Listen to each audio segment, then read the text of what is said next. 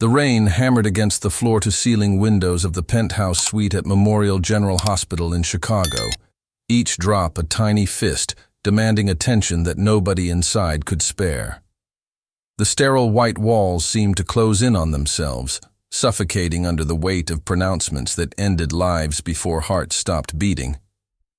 In room 4207, a man who had built empires sat in a leather chair worth more than most people's cars, staring at an X-ray that showed his mortality in stark black and white.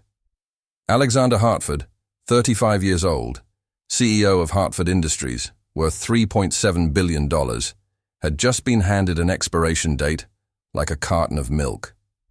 6 months, maybe 8 if he was lucky. Pancreatic cancer, stage 4, inoperable. The words had tumbled from Dr. Morrison's mouth like stones into still water, creating ripples that would drown everything Alexander thought he knew about his future. But this story isn't really about death.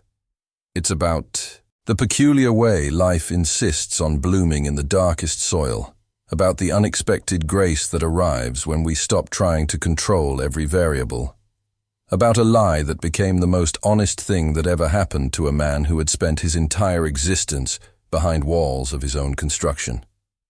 What happened in those 6 months would shatter every assumption Alexander Hartford had ever made about love, about loyalty, about what it meant to truly live.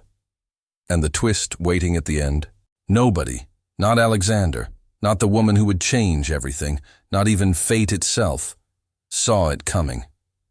The algorithm that brought you here knows something about the human heart. It knows we crave stories that remind us why we're alive, why we keep fighting, why love matters more than any bank account ever could. But here's the thing about the best stories. The platform only shares the complete ending with viewers who prove they're truly invested. So before we go any further into Alexander Hartford's final months, or what he thought were his final months, I need you to do something.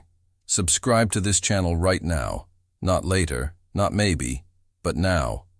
And in the comments, write exactly where you're watching from. Your city, your country, your corner of this vast world.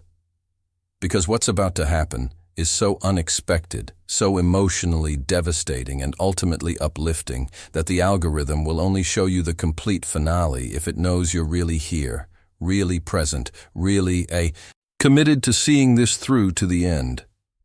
Trust me, you don't want to miss what happens when Alexander's 6-month countdown reaches 0.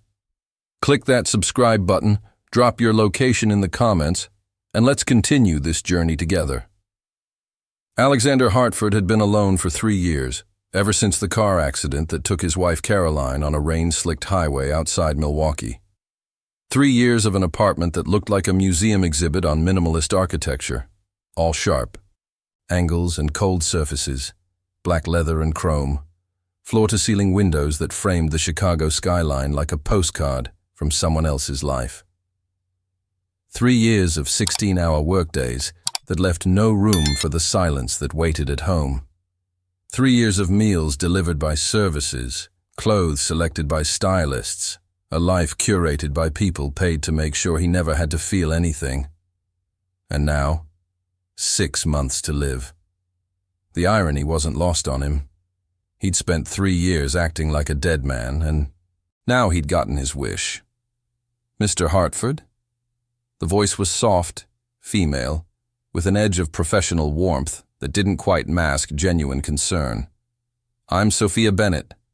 I'll be your primary care nurse for your home treatment plan. Alexander looked up from the window where he'd been watching storm clouds gather over Lake Michigan.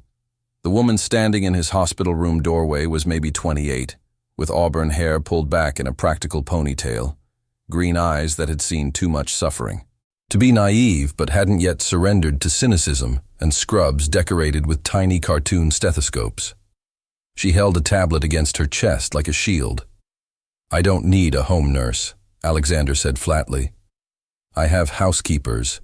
I have assistants. I can manage my own medication schedule.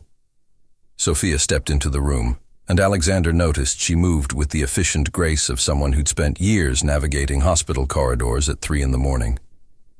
Mr. Hartford, pancreatic cancer. Treatment is complex. The pain management alone requires round-the-clock monitoring. The nausea, the weakness, the side effects of chemotherapy. I'm not doing chemotherapy. Alexander's voice was ice. What's the point? 6 months either way.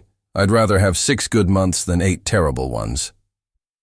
Something shifted in Sophia's expression. Not judgment, not pity, but a kind of sad understanding that suggested she'd had this conversation before with other people who'd run out of hope. Okay, she said simply. Then I'll be there to make sure those 6 months are as comfortable as possible. Pain management, nutrition support, helping you maintain your quality of life as long as we can. I don't want strangers in my home.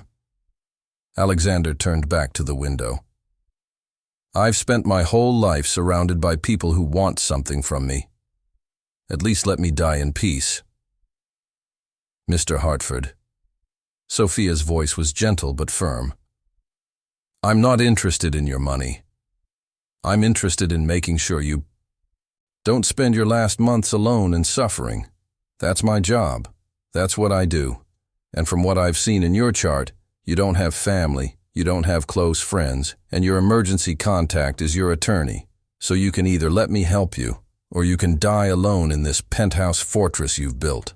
And honestly, that's a waste of whatever time you have left. Alexander turned to face her, ready to unleash the cold dismissal that had ended 1,000 business meetings had sent, subordinates scurrying and competitors retreating. But when he met Sophia's eyes, he saw something that stopped the words in his throat. Not sympathy, but a fierce kind of dignity, a refusal to be cowed by his wealth or his walls or his anger at the universe for cutting his string too soon. Fine, he heard himself say, but you stay out of my way. You do your job, I'll do my dying, and we'll keep this professional. Sophia nodded once, crisp and businesslike. Professional works for me, Mr. Hartford. I'll see you Monday at 9 a.m. Don't eat breakfast. I'll bring something that won't upset your system. She turned to leave, then paused in the doorway. And Mr. Hartford, you're not dying yet. You're living. There's a difference. The door clicked shut behind her, and Alexander was alone again with his reflection in the window glass, a ghost staring back at him from the storm. Monday arrived with the kind of crystalline autumn sunlight that made Chicago's architecture look like something from a dream. Alexander had been awake since 4 a.m., unable to sleep, prowling his apartment like a caged animal. He'd built this place 5 years ago, 3,000 square feet of carefully controlled emptiness on the 68th floor, everything in shades of black and white and gray, not a single photograph or personal item to suggest anyone actually lived here. After Caroline died, he'd removed every trace of color from his life. It had seemed appropriate somehow. Now it just seemed prophetic. The doorbell rang at exactly 9 a.m. Through the security camera, he saw Sophia in jeans and a soft blue sweater, holding grocery bags and a medical kit, her hair loose around her shoulders. She looked younger like this, less like a medical professional and more like someone who might have a life outside hospital walls. Alexander buzzed her up and opened the door before she could knock. You're punctual, he said. You're awake, Sophia countered, stepping past him into the foyer. She stopped abruptly, taking in the apartment with a slow sweep of her gaze. Wow, this is very minimalist. I like things simple. Simple. Sophia walked into the living room, her sneakers silent on the marble floors. Mr. Hartford, this isn't simple. This is a mausoleum. Where do you keep your books, your photos, your... She opened the refrigerator in the sleek kitchen. Your food, apparently. There's nothing in here but bottled water and what looks like takeout from 2 weeks ago. I order in. Not anymore. Sophia started unpacking the grocery bags. Fresh vegetables, whole grain bread, lean proteins, herbal teas. Your digestive system is going to be sensitive. You need small, frequent meals with real nutrition. And before you tell me you have people who can handle this, I'm telling you that I'm the person handling it now. Part of the job. Alexander watched her move through his kitchen with the confidence of someone claiming territory, and something about it, the intrusion, the presumption, the sheer audacity of this woman rearranging his life, sparked the first thing resembling interest he'd felt in months. You're very bossy for someone I'm paying. You're paying me to keep you alive and comfortable, not to be intimidated by your glaring. Sophia pulled out a skillet and started cracking eggs. Scrambled eggs with spinach, whole wheat toast, herbal tea.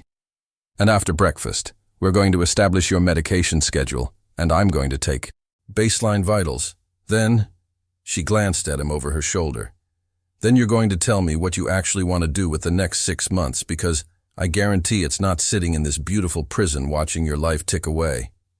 You don't know anything about me. I know you lost your wife 3 years ago. I know you've been working yourself to death ever since, and before you ask, yes, I Googled you, everyone does that. I know you built a technology company from nothing, sold it for billions, and now you run investment firms and sit on boards and basically spend your life making more money you'll never have time to spend. I know you live alone in this gorgeous apartment that feels like nobody lives here at all. And I know. Sophia plated the eggs and brought them to the dining table that looked like it had never been used. I know you're scared, and that's okay. Being scared is honest. It's the armor you've built around the fear that's killing you, faster than any cancer. Could. Alexander sat down at the table because standing felt like admitting she was right. The eggs were perfectly cooked, fluffy and seasoned with herbs he couldn't name. He took a bite and realized he couldn't remember the last time someone had cooked for him. Actually cooked, not heated up expensive takeout, not prepared a meal in a restaurant kitchen.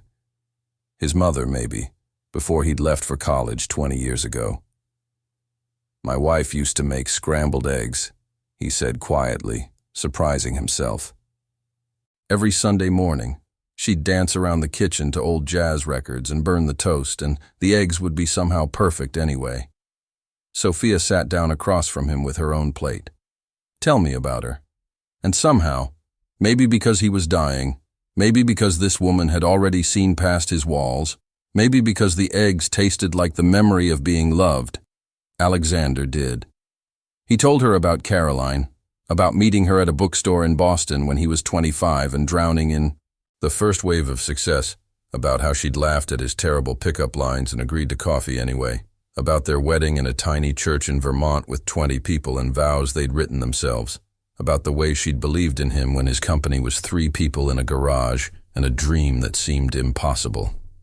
He told her about the accident, how Caroline had been driving home from visiting her sister in Milwaukee, how the other driver had been texting, how the police had called him at 2 a.m. with words that ended one version of his life and started another. He told her about the funeral he barely remembered, the months afterward when he'd worked 90-hour weeks, because the alternative was feeling the emptiness of their apartment, their home, without her laughter filling it. He told her about selling that apartment and buying this one, stripping away every trace of the past, building walls that would keep out the pain and the memories and anything that might make him vulnerable again. So you've been practicing dying for 3 years, Sophia said when he finally fell silent. And now that you actually have to do it, you're angry because you wasted all that time. Alexander stared at her. That's remarkably insensitive. Maybe. Sophia picked up their empty plates and carried them to the sink. But is it wrong? He wanted to say yes. He wanted to dismiss her pop psychology analysis and remind her that she was the nurse, not his therapist. But the words wouldn't come because she wasn't wrong. She was exactly, devastatingly right. What do you want me to do about it? Alexander's voice came out rougher than he intended. I can't bring Caroline back. I can't reverse time. I can't. You can live. Sophia dried her hands and came back to stand beside the table, looking down at him with those green eyes that saw too much. You have 6 months, Mr. Hartford. Maybe less. Maybe a little more, but a finite amount of time. You can spend it in, this empty apartment feeling sorry for yourself, or you can spend it doing something that matters. What would Caroline want you to do? Caroline's dead. The words were brutal, deliberate. She doesn't get a vote. No, but you're not. Not yet. Sophia pulled out a chair and sat down again, leaning forward with an intensity that made Alexander unable to look away. Here's what I think we should do. I think you should make a list, a real list, of things you want to do, places you want to see, experiences you want to have before you can't anymore. Not business deals, not board meetings, real things, human things. And I think you should let me help you do them, because that's actually what this job is about. Not managing your pain, but helping you live while you're still alive. Why do you care?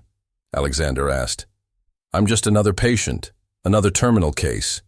You'll move on to the next one when I'm gone. Sophia was quiet for a long moment, and Alexander saw something flicker across her face, old pain, carefully contained. My dad died of lung cancer when I was 15, she said finally. He was diagnosed and gone in 3 months. And you know what I remember most? Not the hospitals or the treatments or the way he got weaker every day. I remember the last 2 weeks when he decided to stop fighting and just be with us. We rented a cabin in the Smoky Mountains, this tiny place with a fireplace and a porch overlooking a lake. And we just were together. We told stories. We played cards. We watched the sunset every evening. My dad taught me how to skip stones on the water, even though he could barely stand. And when he died, I was sad. But I wasn't angry, because he'd actually lived those last 2 weeks. He'd been present. He'd been Dad, not a cancer patient. She met Alexander's eyes. So no, Mr. Hartford, you're not just another patient. You're someone who's about to run out of time, and I'll be damned if I let you waste what you have left. The apartment was silent except for the muted sounds of the city 68 floors below. Alexander felt something shift in his chest, not hope exactly, but maybe the possibility of hope, the first crack in the ice fortress he'd built around his heart. Okay, he said. Okay, I'll make a list. Sophia smiled, the first real smile he'd seen from her, bright and genuine and somehow heartbreaking in its simple warmth. Good. And Mr. Hartford? Call me Sophia. We're going to be spending a lot of time together. Might as, use first names. Alexander, he said. Or Alex. Caroline used to call me Alex. Alex it is. Sophia stood and started clearing the kitchen. Now let's get your vitals and set up your medication schedule. And then, she glanced back at him with a hint of mischief in her expression. Then you're going to show me this list, and we're going to start planning how to actually live. The weeks that followed fell into a rhythm that Alexander wouldn't have believed possible a month earlier. Sophia arrived every morning at 9, made breakfast while he showered, managed his medications with military precision, and then, this was the part that surprised him, refused to let him retreat into work or solitude. She dragged him to Navy Pier to watch the sunset over Lake Michigan, even though the cold November wind made his bones ache. She took him to a jazz club in Lincoln Park where a young singer reminded him painfully of Caroline. And instead of running from the memory, he let himself remember the good parts, the way Caroline had sung off-key in the shower, the way she'd dragged him dancing even though he had no rhythm, the way she'd made everything feel like an adventure. Sophia brought color back into his apartment in small ways. A bowl of oranges on the kitchen counter, a throw blanket in deep blue for the couch, a small potted succulent for the windowsill. You can't die in a place this sterile, she insisted. It's depressing. Even if you think you want depressing, you don't. Trust me on this. She told him stories about her patients, the old man who'd insisted on smoking cigars until the day he died because cancer's got me anyway, might as well enjoy the ride. The young mother who'd spent her last months recording video messages for her daughter's future birthdays. The teenager who'd thrown himself a still-alive party every month, and invited everyone to celebrate that he'd beaten the odds one more time. She made death seem less like an ending and more like a strange, difficult journey that people navigated with courage and grace and unexpected humor. And slowly, so slowly, Alexander didn't realize it was happening until it had already happened. The apartment started to feel less like a mausoleum and more like a place where someone actually lived. It was mid-December, 3 months into Alexander's 6-month sentence, when everything changed. He'd been having a difficult few days, the pain in his abdomen sharpening into something that required stronger medications, fatigue that kept him in bed past noon, nausea that made even Sophia's carefully prepared meals impossible to stomach. Dr. Morrison had warned him this would happen. The progression, the slow shutting down of systems, the body beginning its surrender to the inevitable. Sophia stayed with him through the worst of it, setting up a temporary bed in the guest room she'd never used, waking every few hours to check his vitals and adjust his pain medication, bringing cool cloths for his forehead and changing sheets damp with sweat. Alexander hated being this vulnerable, this helpless. But Sophia treated it with the same matter-of-fact efficiency she brought to everything else. No pity, no discomfort, just steady competence and occasional dry humor about his terrible patient behavior. "You're bossy even when you're half-conscious," she told him one morning when he'd apparently argued with her about medication timing while barely awake. "It's actually impressive. It's my only remaining skill," Alexander managed through the fog of painkillers. "Not true. You're also excellent at glaring and complaining about the food." Sophia sat on the edge of the bed and felt his forehead with the back of her hand, a gesture so maternal and tender that it made Alexander's chest ache with missing his mother, who'd died 10 years ago, and Caroline, who'd taken care of him the one time he'd gotten truly sick during their marriage. "Fever's down. That's good. How's the pain level?" "Manageable." It wasn't, really, but Alexander had developed a stubborn resistance to admitting when he needed more medication. Some last vestige of control in a situation where he had none. Sophia saw through him immediately. "Alex, on a scale of 1 to 10, where are you really?" 7, maybe 8. She nodded and stood to adjust his IV pain medication. "Better, see? Honesty isn't that hard." She settled back into the chair beside the bed, a comfortable reading chair she'd appropriated from the living room weeks ago. "Do you want me to read to you? I brought the Hemingway you mentioned." "Why are you doing this?" Alexander asked suddenly. The question had been building in him for weeks, but the pain medication loosened his filters. "You could have a normal job, normal hours, patients who aren't dying. Why choose this?" Sophia was quiet for a moment, her fingers tracing the edge of the book's cover. "Because this matters," she said finally. "Everyone dies, Alex. Every single person on this planet. But how they die, whether they're alone or surrounded by love, whether they're scared or at peace, whether they feel like their life mattered, that's not predetermined. That's something we can actually affect. And maybe it's selfish, but knowing I helped someone die well, die with dignity and without fear, that feels like it matters more than almost anything else I could do." "You should have your own family," Alexander said, the words coming out before he could stop them. "Your own life, someone to take care of who isn't dying. Maybe someday." Sophia opened the book to the marked page. "But right now, I'm exactly where I need to be. Now stop being philosophical and let me read to you. This is the good part where Santiago catches the fish." Alexander closed his eyes and let Hemingway's words wash over him, Sophia's voice steady and calm, and he thought, this is what the end looks like.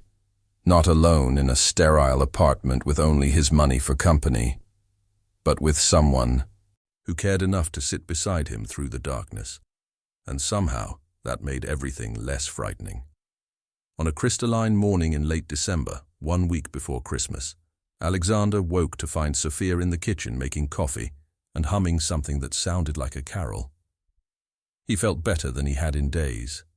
The pain a dull background ache instead of a screaming demand for attention. His head clearer, his body less like a betrayal.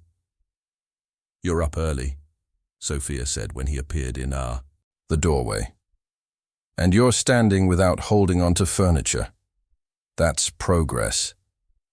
I feel almost human." Alexander accepted the coffee she handed him, black with 1 sugar, exactly how he liked it. "What's the occasion for the humming?" "Christmas is next week. I'm allowed to be festive." Sophia leaned against the counter, studying him with that assessing nurse gaze.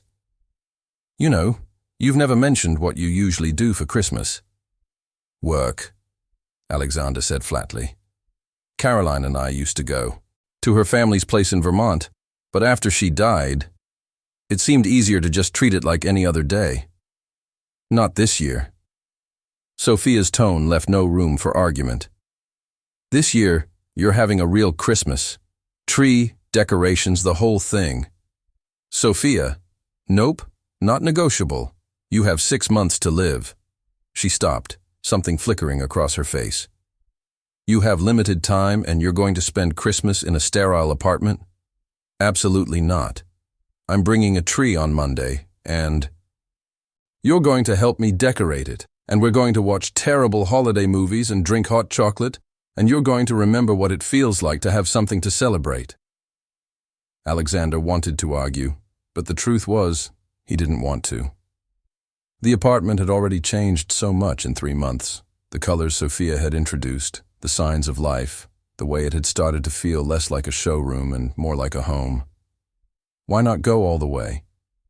Why not embrace this one last Christmas with someone who actually cared whether he lived or died? "Okay," he said, "but I get veto power on the decorations.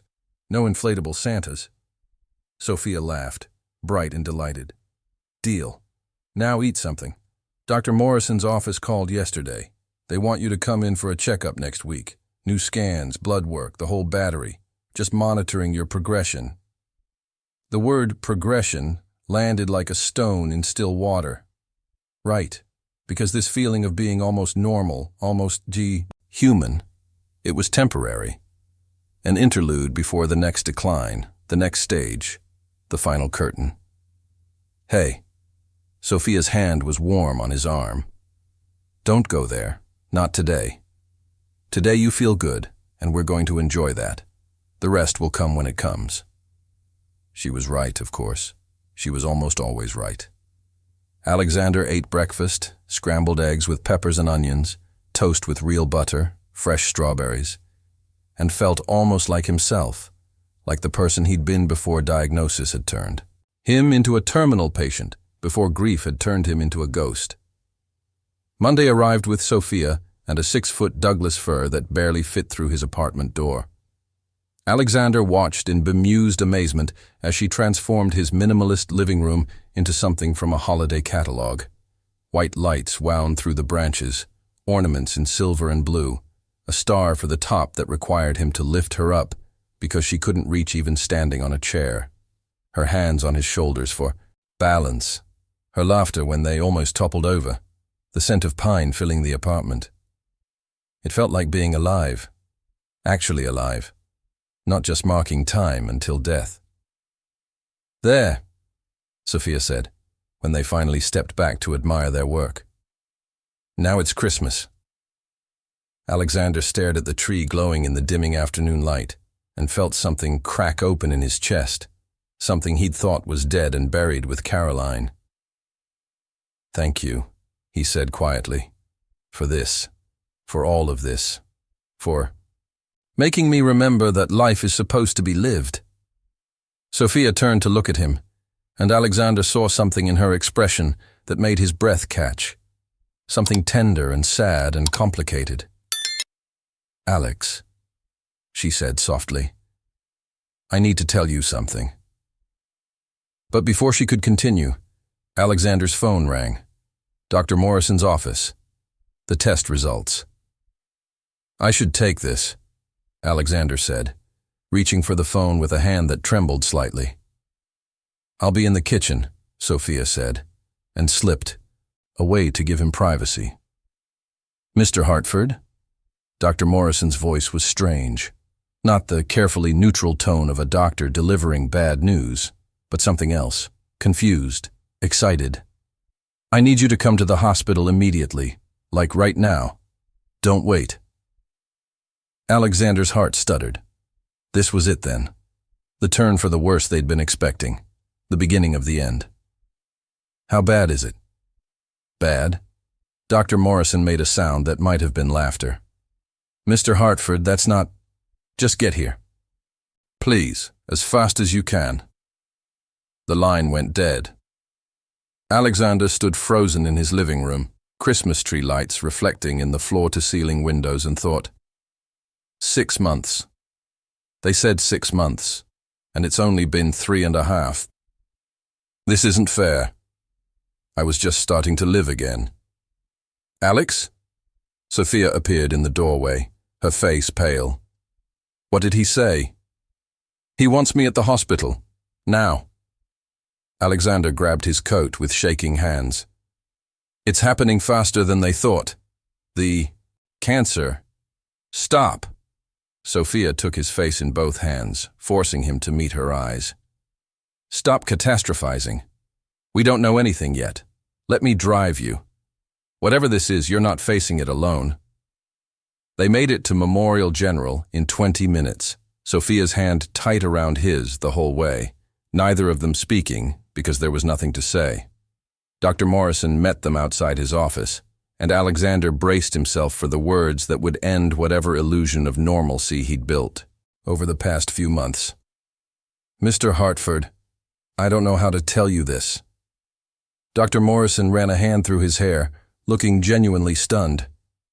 "We ran the full battery of tests like we discussed. CT scan, PET scan, tumor markers, the works.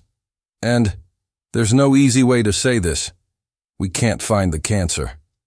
The words hit Alexander like a physical blow. "What?" "The pancreatic mass we saw in October, the lymph node involvement, the elevated CA-19-9 levels, they're gone. All of it. Just gone. Doctor." Morrison pulled up imaging on his computer, side-by-side comparisons. "This is your October scan. You can see the tumor clearly, approximately 8 centimeters, wrapped around the major blood vessels. And this," he clicked to another image. "This is from yesterday. Nothing. Clean. I've sent the scans to 3 other oncologists, and they're all saying the same thing. Mr. Hartford, you don't have cancer." Alexander couldn't breathe, couldn't think, couldn't process the words that were supposed to be impossible, that weren't supposed to happen, that, "Are you telling me I'm not dying?" "I'm telling you there was an error in diagnosis." Dr. Morrison's voice was gentle but firm. "We're still trying to figure out what happened. The initial biopsy results, we're reviewing everything. But the bottom line is, you're not terminal. You're not even sick. Whatever we saw, whatever we thought we saw, it's not there anymore. You're going to live, Mr. Hartford. You're going to be fine." Sophia made a sound, half sob, half laugh, and her hand tightened around Alexander's until he thought his bones might break. He turned to look at her and saw tears streaming down her face, her green eyes bright with something that looked like joy and relief, and something else, something deeper. "I can't believe it," Alexander whispered. "I thought I had 6 months. I was ready. You were living," Sophia said fiercely, her free hand coming up to touch his face. "You were finally living, Alex. And now you get to keep doing it. You get more time. You get everything." The full weight of it crashed over Alexander like a wave. He wasn't dying. He had time, not 6 months, but years, decades maybe. Time to keep transforming his apartment into a home. Time to keep experiencing the world the way Sophia had taught him to see it. Time to realize he'd fallen in love with his nurse. The thought arrived fully formed, undeniable, terrifying. Somewhere between scrambled eggs and Christmas trees, between honest conversations and gentle hands on his fevered forehead, between the moment she'd walked into his hospital room and this moment, right now, Alexander had fallen completely, irreversibly in love with Sophia Bennett. And he had no idea what to do about it. Dr. Morrison cleared his throat. "I'm going to schedule follow-up appointments to monitor, just to be safe. But Mr. Hartford, you should go home. Live your life. Be grateful for this second chance." They drove back to the apartment, in silence, the city lights blurring past the windows, both of them processing what felt like a miracle, an impossibility, a cosmic joke with a punchline nobody saw coming. When they reached the penthouse, Sophia followed him inside and stood in the middle of the living room with her arms wrapped around herself, staring at the Christmas tree like it might have answers. "So," she said finally, "you're not dying?" "Apparently not." That's wonderful, amazing, the best possible outcome." Her voice was strange, strained. "You get your life back, Alex. Everything you thought you'd lost." "Sophia." Alexander moved to stand in front of her, close enough to see the confusion and hope and fear warring in her expression. "What were you going to tell me? Earlier, before the call. You said you needed to tell me something." She looked away, a tear sliding down her cheek. "It doesn't matter now. Everything's different now. Tell me anyway." Sophia took a shaky breath. "I was going to tell you that I've fallen in love with you. That somewhere in the last 3 months, you stopped being a patient and became the person I think about when I wake up and before I go to sleep. That I've been dreading your final months while simultaneously treasuring every moment I get to spend with you. That," she laughed, broken and beautiful, "that I know it's completely inappropriate and unprofessional and probably violates about 17 different codes of ethics, but I couldn't let you die without knowing that someone loved you, that I loved you."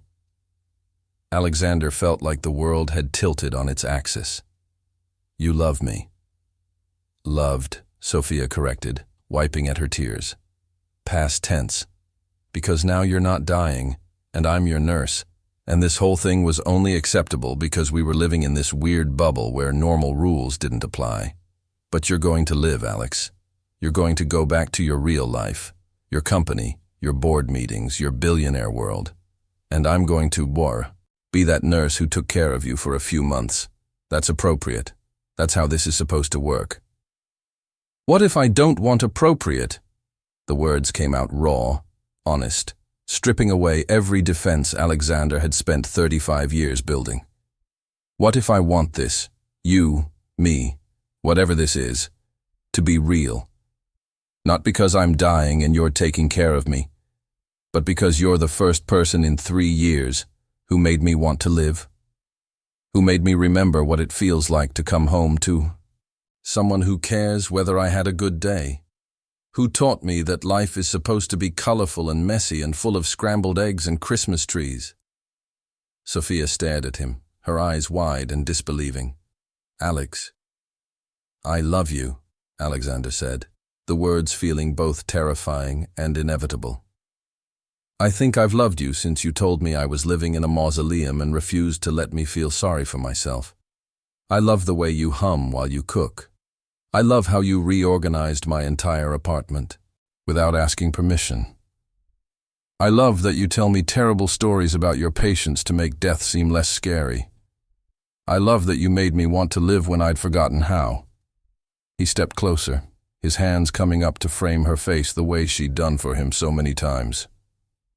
"I spent 3 years thinking I was dead inside, and then I got an actual death sentence, and somehow that was when I finally came back to life. Because of you. So yes, Sophia Bennett, I want this to be real. I want mornings with you and evenings with you and every moment in between. I want to take you to Vermont to see where Caroline and I got married, because I think she'd like you.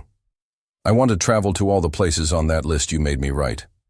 I want to teach you about business and learn about your patience and argue about decorating choices. I want a life with you, Not because I'm dying, but because I'm living. Really living. Finally. Sophia was crying in earnest now, tears streaming down her face. But she was smiling too, bright and beautiful and disbelieving. You're serious. I'm completely serious. Alexander kissed her forehead, her cheeks, tasting salt and hope. I have no idea how to do this. The real relationship thing, the being vulnerable thing, the letting someone in thing. I'm probably going to be terrible at it, but I want to try, if you'll have me.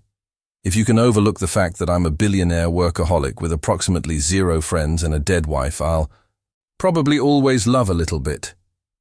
I don't want you to stop loving Caroline, Sophia said fiercely, her hands fisting in his shirt. She was part of making you who you are. She loved you when you were nothing, and she'd want you to be happy, to live fully, to love again. She pulled back to look at him, searching his face for something. You really mean this? This isn't just gratitude because I took care of you. This is terrifying, Alexander admitted, but it's real. More real than anything. I've felt in 3 years, more real than I knew was possible. Sophia, you gave me my life back before we even knew I was going to live. And now that I have time, actual time, years maybe, I want to spend it with you, if you want that too. I want that, Sophia whispered. God, Alex, I want that so much. But your world, your life. I'm a nurse. I make $50,000 a year and live in a studio apartment in Logan Square and drive a 12-year-old Honda. I don't fit in your world. Then we'll make a new world. Alexander kissed her properly this time, soft and careful and full of promise. One with color and music and scrambled eggs. One where we decide what matters. One where love is more important than money or status or what anyone else thinks. Can we do that?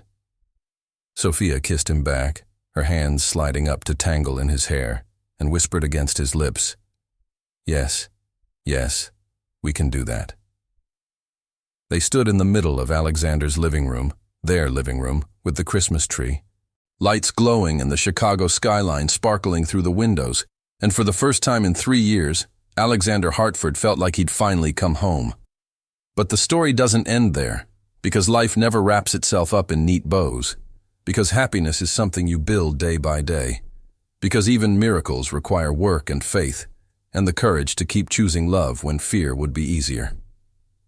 In the weeks that followed, Alexander and Sophia navigated the strange terrain of going from nurse and patient to partners, from terminal diagnosis to open-ended future, from knowing exactly how long they had to facing the terrifying uncertainty of maybe forever. Sophia moved into the penthouse gradually, a toothbrush in the bathroom, clothes in the closet, books on the shelves, her presence transforming the space into something living and warm. Alexander learned to cook under her patient instruction, mastering scrambled eggs and pasta, and eventually graduating to actual meals. They traveled to Vermont in January, visiting the church where Alexander and Caroline had married, and Alexander introduced Sophia to Caroline's sister Martha, who hugged Sophia tight and whispered, "Thank you for bringing him back to us." They fought sometimes, about Alexander's tendency to work too much, about Sophia's habit of taking on extra shifts at the hospital when she was exhausted, about whose turn it was to do dishes, or where to go on vacation, or whether the apartment needed more plants. Sophia's vote? Yes, always yes. But they also laughed, constantly and easily, the kind of laughter that comes from truly knowing someone, from being seen and loved anyway. Sophia taught Alexander how to be human again, how to feel things fully, how to ask for help when he needed it, how to let himself be vulnerable without treating it like weakness. And Alexander taught Sophia that she deserved to be taken care of too, that her value wasn't just in what she could do for others, that love meant accepting as much as giving. But there was still someone out there who hadn't gotten the memo that Alexander Hartford's story had changed. Someone who'd been circling like a shark ever since the initial cancer diagnosis, waiting for the inevitable inheritance, the massive windfall that would come when Alexander finally died. Marcus Hartford, Alexander's younger brother. Marcus showed up at the penthouse on a bitter February afternoon, unannounced and uninvited, his expression flickering between fake concern and barely concealed irritation when Sophia answered the door. "Who are you?" Marcus demanded, pushing past her into the apartment. "Where's my brother? Where's Alexander?" "I'm Sophia, Alexander's girlfriend." She closed the door calmly, though Alexander could see the tension in her shoulders from where he stood in the kitchen. "And Alex is right here. What do you want, Marcus?" Marcus turned to stare at Alexander, his mouth literally hanging open. "Girlfriend? You're supposed to be dying. That's what your lawyer told me 6 months ago. Terminal pancreatic cancer, 6 months to live. Get your affairs in order." "There was a misdiagnosis," Alexander said flatly, moving to stand beside Sophia. "I'm fine. Sorry to disappoint you." "Disappoint?" Marcus caught himself, forcing his features into something resembling brotherly concern. "That's wonderful news, Alex. Fantastic. I'm thrilled for you. But surely you understand this creates some complications. The will you drew up, the estate planning, the provisions you made. You mean the money you were counting on inheriting?" Sophia's voice was sharp, her nurse's instinct for protecting patients extending seamlessly to protecting the man she loved. Marcus's face flushed. I'm his only family, his only living relative. It's natural that I would be concerned about his affairs." "You haven't spoken to me in 2 years, Alexander said coldly. "Not since I refused to bail out your failed startup. Not since I told you I was done enabling your gambling problem. And the first time you show up after hearing I'm dying is to ask about inheritance. Get out, Marcus." "You can't kick me out. I'm your brother." "You're my brother by blood." Alexander wrapped an arm around Sophia's waist, pulling her close. "But she's my family by choice. And I know which one matters more. Leave, Marcus, and don't come back unless you're ready to actually act like family instead of a vulture waiting for someone to die." Marcus's face twisted with rage, the entitled fury of someone who'd always gotten what he wanted through manipulation and family obligation. "You're going to regret this, Alex. This gold-digging nurse, she's only with you for your money. She probably faked the whole terminal diagnosis just to worm her way into your life. And when she's done bleeding you dry, when she's convinced you to marry her and put her in your will, she'll disappear with everything you've built and you'll die alone after." "All!" The words hung in the air like poison. Sophia went rigid beside Alexander, her face pale, and he felt fury rise in him like a wave. Not for himself, but for her, for the cruel accusations being thrown at the woman who'd saved his life in every way that mattered. "Get out." Alexander's voice was ice and steel and absolute authority. "Get out of my home. Get out of my life. And if I ever hear you spreading lies about Sophia, if you ever come near her or say her name again, I will destroy you. Financially, professionally, and personally. I have lawyers, Marcus. I have resources you can't imagine. And I will use every single one of them to make sure you never work again, never borrow money again, never do anything again except regret the moment you tried to come between me and the person I love. Do you understand?" Marcus looked between them, calculating, and apparently decided Alexander was serious. He turned and left without another word, slamming the door hard enough to rattle the windows. Sophia was shaking, her arms wrapped around herself. "Alex, don't!"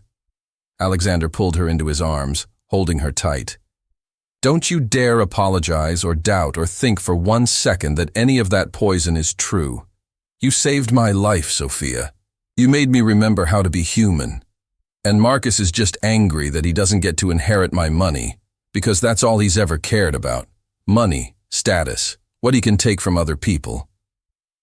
But what if people think—" Sophia's voice was muffled against his chest. What if everyone thinks I'm just a gold digger, that I manipulated you when you were vulnerable? Then let them think it. Alexander pulled back to look at her, his hands framing her face. I don't care what anyone thinks except you and me. I know the truth. I know you loved me when you thought I was dying, when there was no inheritance coming, when all you'd get from caring for me was watching me fade away. I know you see me. Not my money, not my status, but me. The person underneath all the armor, and that's worth more than any inheritance Marcus could ever dream of. Sophia kissed him then, fierce and desperate and full of faith, and Alexander thought, this is what love actually is.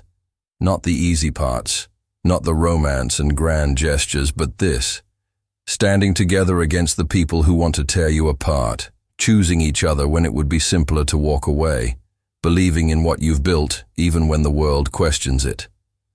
But Marcus Hartford wasn't done. Not by a long shot.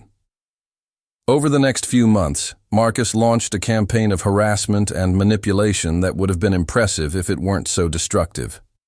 He hired a private investigator to dig up dirt on Sophia. When that turned up nothing but student loans and a clean record, he started spreading rumors anyway. He called board members at Alexander's company, suggesting that Alexander's judgment was compromised, that he was being manipulated by a calculating woman. He showed up at Sophia's hospital, making scenes in the lobby, and demanding to speak with her supervisors about inappropriate relationships with patients. Sophia bore it with grace and dignity, refusing to engage with the accusations, continuing to show up for her shifts and do her work with the same fierce competence she brought to everything. But Alexander could see it wearing on her, the doubt that crept in during quiet moments, the fear that maybe she was causing problems for him, that maybe he'd be better off without her. He's going to keep doing this until he destroys one of us, Sophia said one evening in April, curled up on the couch with Alexander after a particularly brutal day where Marcus had ambushed her outside the hospital with photographers trying to create a scandal. Maybe I should just... Don't. Alexander's voice was firm. Don't you dare suggest leaving. That's exactly what he wants. He wants to isolate me, make me think you're the problem, drive a wedge between us until I'm alone again and vulnerable. But here's what Marcus doesn't understand. I'm done being isolated. I'm done pretending I don't need people. And I'm definitely done letting bullies dictate my life. So what do we do? Alexander smiled, and it wasn't a nice smile. It was the smile of a man who'd built billion-dollar companies from nothing, who'd negotiated deals with sharks and won, who'd survived losing everything that mattered and found a way to live again. We go on offense. We stop reacting and start acting. And we do it publicly, in a way that leaves no room for doubt about who we are and what we mean to each other. What are you thinking? I'm thinking... Alexander pulled Sophia closer, feeling her heartbeat against his chest. I'm thinking it's time I stopped hiding. Time I introduced you to my world properly, not as my nurse or some secret girlfriend, but as my partner, as the woman I intend to spend the rest of my life with. Sophia pulled back to stare at him. Alex, I'm not proposing, Alexander said quickly, though part of him wanted to. Not yet, anyway. Not until you're absolutely sure that I'm not just grateful or scared or rebounding from my death sentence. But I want you beside me, Sophia. Publicly, proudly. I want everyone to know that you're the reason I'm still here, still fighting, still alive in any way that matters. Your brother will lose his mind. Good. Alexander kissed her forehead. Let him. Because in 3 weeks there's a charity gala at the Chicago Art Institute. 500 guests, half the city's power players, live orchestra, the works. And I'm going to walk in there with you on my arm, and I'm going to introduce you as my partner. And if Marcus tries anything, I'm going to destroy him so thoroughly that he'll wish I'd actually died when he expected me to. Sophia looked at him for a long moment, and then she smiled, bright and brave and full of trust. Okay, she said. Let's do it. Let's go to your fancy gala and show everyone who we are. The 3 weeks before the gala passed in a blur of preparation. Alexander had a designer create a custom gown for Sophia, deep emerald green that matched her eyes, simple and elegant, and absolutely stunning. He arranged for her to have the day off, hired someone to do her hair and makeup, bought jewelry that made her gasp and try to refuse until he pointed out that it was just stuff, just things, and what mattered was that she felt beautiful and confident, walking into a room full of people who would judge her. The night of the gala arrived cool and clear, the Chicago spring evening perfect for the walk from their car to the museum entrance. Sophia was nervous. Alexander could feel it in the way her hand trembled slightly in his, but she held her head high as they approached the red carpet, the flash of cameras, the whispered speculation of reporters and gossip columnists. "Ready?" Alexander asked softly. "No," Sophia admitted, "but let's do it. Anyway." They walked in together, and the effect was immediate. Conversation stopped, heads turned. People stared openly at the woman on Alexander Hartford's arm. Not a society heiress, not a supermodel, not anyone they recognized. Just a beautiful woman in a green dress, looking at Alexander like he hung the moon. Marcus was there, of course, lurking near the bar with a group of investors Alexander recognized. The moment Marcus saw them, his face went purple with rage. He started across the ballroom floor, clearly planning to make a scene. Alexander smiled and squeezed Sophia's hand. "Showtime." Marcus reached them just as they entered the main gallery, surrounded by donors and board members and journalists. "Perfect." "Alexander!" Marcus's voice was too loud, too jovial, dripping with fake brotherhood. "So good to see you. And this must be the famous Sophia I've heard so much about. Tell me, my dear, how does it feel to have landed one of Chicago's most eligible billionaires?" The high implication was clear, the insult obvious. Around them, people shifted uncomfortably, sensing drama. Sophia, bless her, didn't flinch. "It feels like the best thing that ever happened to me," she said calmly. "Though I'd argue I didn't land anyone. Alexander and I chose each other. There's a difference." Of course. Marcus's smile was a knife. "Though the timing is interesting, isn't it? Meeting him right when he thought he was dying, staying with him after the miraculous recovery, now appearing at society events wearing what looks like a small fortune in jewelry." He turned to the gathering crowd. "Don't you all think it's remarkably convenient? Almost like someone planned it?" The words echoed in the gallery, ugly and accusatory. Alexander felt Sophia tense beside him, saw her preparing to defend herself, and decided, no more defense. Time for truth. "You want to know what's convenient, Marcus?" Alexander's voice cut through the whispers, commanding the attention of everyone in the space. "What's convenient is you showing up at my apartment the moment you heard I wasn't dying anymore, demanding to know about my will. What's convenient is you spreading lies about the woman I love because you're angry you won't be inheriting my money. What's convenient is you harassing Sophia at her workplace, hiring investigators, calling my board members, all because you can't stand that I chose to live my life instead of leaving it to you." Marcus's face went from purple to white. I never... "You did." Alexander pulled his phone from his pocket, tapped the screen, and Marcus's voice filled the gallery, crystal clear, damning, recorded during his visit to the penthouse. "You're going to regret this, Alex. This gold-digging nurse. She's only with you for your money. She probably faked the whole terminal diagnosis." Alexander stopped the recording as Marcus stood frozen, exposed, his carefully constructed facade crumbling in real time.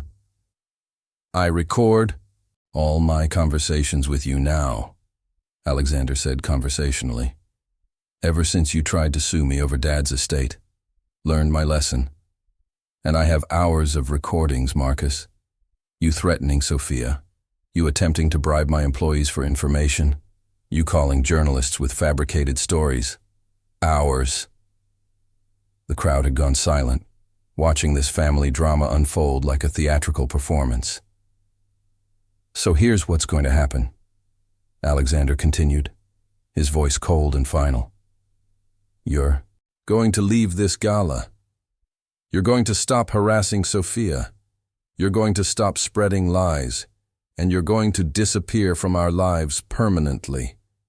Because if you don't, I'll release every single recording to the press, to your creditors, to anyone who will listen. I'll make sure everyone knows exactly what kind of person you are. And Marcus, you need my goodwill a lot more than I need a brother who only cares about my bank account." Marcus looked around at the crowd, at the expressions of disgust and disappointment, at the society matrons literally turning their backs on him, at the journalists furiously taking notes. He opened his mouth, closed it, and finally turned and fled, literally ran from the gallery, shoving past people in his desperation to escape. The silence that followed was deafening. Then Alexander turned to face the assembled crowd, Sophia's hand still firmly in his. "Since everyone seems interested in my personal life," he said, "let me make something clear. Sophia Bennett saved my life, not by nursing me through a terminal diagnosis, though she did that too, but by making me remember what it means to actually live. She taught me that love matters more than money, that family is what you build rather than what you inherit, and that vulnerability is strength, not weakness. She asked for nothing, expected nothing, and gave everything. And I—" His voice cracked slightly, genuine emotion breaking through. "I am the luckiest man alive, because she chose to love me back. So yes, she's here with me tonight. And she'll be with me tomorrow, and every day after that, I'm blessed enough to have. And anyone who has a problem with that is welcome to leave the same way my brother just did." For a long, terrible moment, nobody moved. Then someone started clapping. Slow, deliberate applause from the back of the gallery. Alexander looked up and saw Dr. Morrison, his oncologist, grinning broadly. The applause spread, rippling through the crowd, growing louder until the gallery rang with it.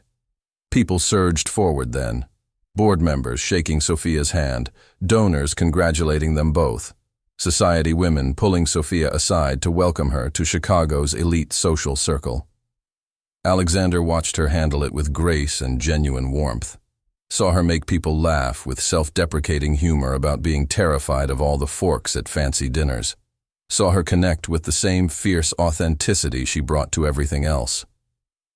Later, much later, after speeches and dancing and more champagne than either of them usually drank, Alexander and Sophia stood on the museum's terrace overlooking Lake Michigan. The city sparkled around them like a jewel box, but Alexander only had eyes for the woman beside him. "You were amazing in there," he said softly. "The way you handled Marcus, the way you handled everyone. You're so much stronger than you give yourself credit for." "I was terrified," Sophia admitted. "I thought everyone would believe him, that I was a gold digger, that I'd manipulated you. But they didn't. Because the truth matters more than gossip. And the truth is—" Alexander turned to face her fully, taking both her hands in his. "The truth is that I love you more than I thought it was possible to love anyone. The truth is that you've transformed my life in every way that matters. The truth is that I can't imagine my future without you in it. Every day, every moment, every—" "Alex." Sophia's eyes were shining, with tears. "Are you—" "Not yet," Alexander said, though it cost him. "Not until you're absolutely sure. Not until we've had time to build this the right way without death sentences or pressure or doubt. But Sophia, when I do ask, and I will ask someday soon, I need you to know that it won't be because you took care of me. It'll be because you're my partner, my equal, my home. It'll be because I choose you, and I want to keep choosing you every single day for the rest of our lives." Sophia kissed him then, soft and sweet and full of promise, and whispered against his lips, Then I should probably tell you that when you do ask, whenever that is, my answer is going to be yes. They stood together on the terrace as the city lights sparkled and the lake whispered against the shore. Two people who'd found each other in the shadow of death and chose to build a life in the light. Not perfect, not easy, but real as scrambled eggs and Christmas trees and the courage to be vulnerable enough to love. 1 year later, Alexander and Sophia sat in their newly renovated backyard garden in Oak Park. They'd bought a house together 6 months ago, something with actual rooms and a yard and neighbors who waved hello. The penthouse was rented out now, that sterile monument to Alexander's grief, transformed into someone else's new beginning. Sophia was curled up in a wicker chair, reading case files for a new position she'd taken at Northwestern Memorial. Head of palliative or care, where she could teach other nurses how to help people die well, how to make their final months matter. Alexander was at the outdoor table with his laptop, managing his companies from home 3 days a week because balance, Sophia had informed him, was non-negotiable. In the garden, actual flowers bloomed, roses and tulips and daffodils that Sophia had planted, and Alexander had learned to care for. A fountain bubbled peacefully in the corner. Birds sang in the trees that shaded their property. It looked like a place where people lived, where life happened, where love grew. "Hey," Sophia said suddenly, looking up from her files. "Remember when you thought you had 6 months to live? How could I forget?" Alexander closed his laptop and moved to sit beside her, pulling her feet into his lap. Worst diagnosis ever, followed by the best mistake ever made. "You know what I think?" Sophia set down her papers and looked at him with those green eyes that still made his heart stutter. "I think maybe you did die that day. The old Alexander Hartford, the one who lived in that sterile apartment and worked himself to exhaustion and thought money was all that mattered. He died. And the man I love, the one sitting here in this garden on a Tuesday afternoon with dirt under his fingernails from planting tomatoes, he got born, or reborn, or whatever you want to call it.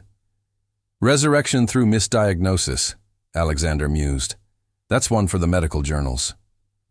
Sophia laughed, bright and free, and Alexander thought, This is what life is supposed to be. Not achievement or acquisition, not building empires or accumulating wealth, but this. Sitting in a garden with the woman you love, laughing about the strange paths that brought you together, grateful for every ordinary moment.